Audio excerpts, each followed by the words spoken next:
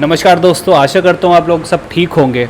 आज के वीडियो में हम जानेंगे कि म्यूचुअल फंड और स्टॉक्स में अंतर क्या होता है। तो दोस्तों, म्यूचुअल फंड में और स्टॉक्स में अंतर ये होता है, देखिए पहले तो हमें ये समझना होगा कि दोनों ही केस में आपका पैसा मार्केट में लगता है, चाहे वो म्यूचुअल फंड के माध्यम से जाए या शेयर मार्केट से जाए, आपका पैसा लगेगा वो मार्केट में लगने वाला है। म्यूचुअल फंड में क्या होता है, आपके बिहाफ पे वो पैसा मार्केट में लगाता है फंड मैनेजर। स्टॉक्स में क्या होता है, आपको खुद अपने ही बिहाफ पे उसको परचेज करने होते हैं। परचेज कब करेंगे, जब मार्केट नीचे डाउन होगा तो आपको खरीदने में फायदा होता है, और हाई जाएगा तो आपको बेचने में फायदा होगा। लेकिन इसके लिए आपको एक टाइम देना होगा। मैं तो अभी आपको यही सजेस्ट करूंगा, अगर आप शेयर मार्केट से ही रिलेवेंट जॉब करते हैं जिसमें आपको उसके बारे में जानकारी रखनी होती है, तो आप शेयर मार्केट में लगाइए। लेकिन अगर आपका प्रोफेशन अलग है, आपके पास उतना समय नहीं है, आप कुछ और काम करते हैं, तो आप म्यूचुअल फंड में लगाइएगा, क्योंकि उसमें आपको बार बार चेक करने की जरूरत नहीं होता कि मार्केट ऊपर भाग रहा है या नहीं, नीचे जा रहा है। प्लस एक तो ये बात ये होती है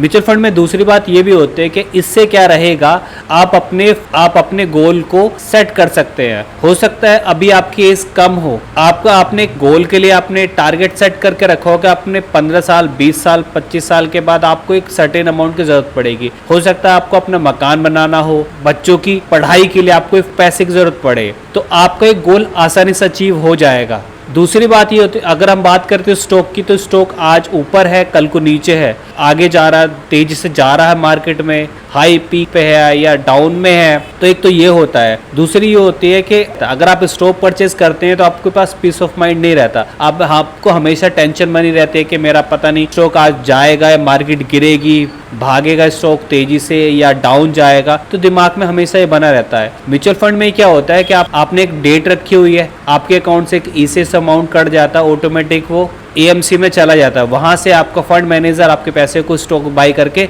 वो मार्केट में दोबारा से प्लेस कर देता है स्टॉक। और इसमें आपका कोई गोल सेट नहीं होता है कि आपको इतने टाइम के लिए आपको रखना है, क्योंकि आपको ये ध्यान रखना होगा कि कब मार्केट ऊपर जाएगा नीचे जाएगा तो मुझे स्टॉक को बाई करना है। तो आपकी टेंशन हमेशा बनी रहेगी। अभी अगर मैं बात करूं अपनी, तो मेरे पास स्टॉक्स भी हैं और म्यूचुअल फंड भी है।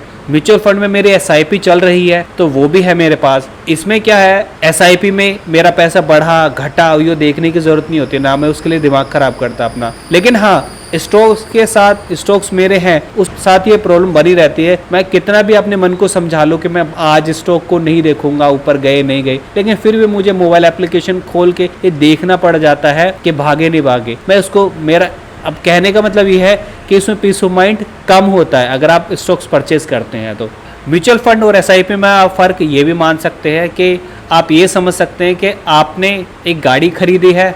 स्टॉक की बात करें, आपने गाड़ी खरीदी, आपको खुद ही चलानी है, वो ठुके चले कुछ भी हो आपको खुद चलानी है। नुकसान नफ़े के आप खुद जिम्मेदार है। आप हो सकता है गाड़ी अपने लिए है तो आप एक्सपर्ट नहीं है, तो ठुकने के चांसेस ज़्यादा है। लेकिन अगर हम बात करें म्यूचुअल फंड की, वहाँ पे जो फंड मैनेजर होते हैं वो काफ़ी सारा उनको एक्सपीरियंस होता है म्यूचुअल फंड का, काफ़ी समय से उस फील्ड में काम कर रहे होते हैं, तभी उसको इतनी बड़ी जिम्मेदारी दी हो कि हज़ारों करोड़ों अरबों करोड़ों रुपए वो लगा के मार्केट में पैसे से पैसा बनाने की कोशिश कर रहे हैं। तो वो ज़्यादा एक्सपर्ट है। तो मेरी राय ये है कि मैं अपना पैसा उन एक्सपर्ट्स के हाथों लगाऊंगा जो मुझसे अच्छी जानकारी रखते हैं। और स्टॉक्स में ज़्यादातर ये होता है, नए ट्रेडर्स के साथ हमेशा ये होता है, आज हमने बेशक सोचा कि मार्केट अच्छी जा रही है, हमने परचेस कर लिया, कल ही वो शेयर अचानक से गिर जाएंगे। ये मेरा पर्सनल एक्सपीरियंस है। तो ये चीज़ होती है। तो नई के लिए मैं यही बोलूँगा कि म्यूचुअल फंड में लगाइए, ताकि आपका रिस्क कम रहे और आपको एक एक्सपर्ट के थ्रू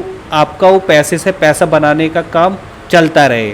अगर आपको मेरा वीडियो पसंद आया तो मेरे चैनल को सब्सक्राइब कीजिए, लाइक कीजिए। धन्यवाद।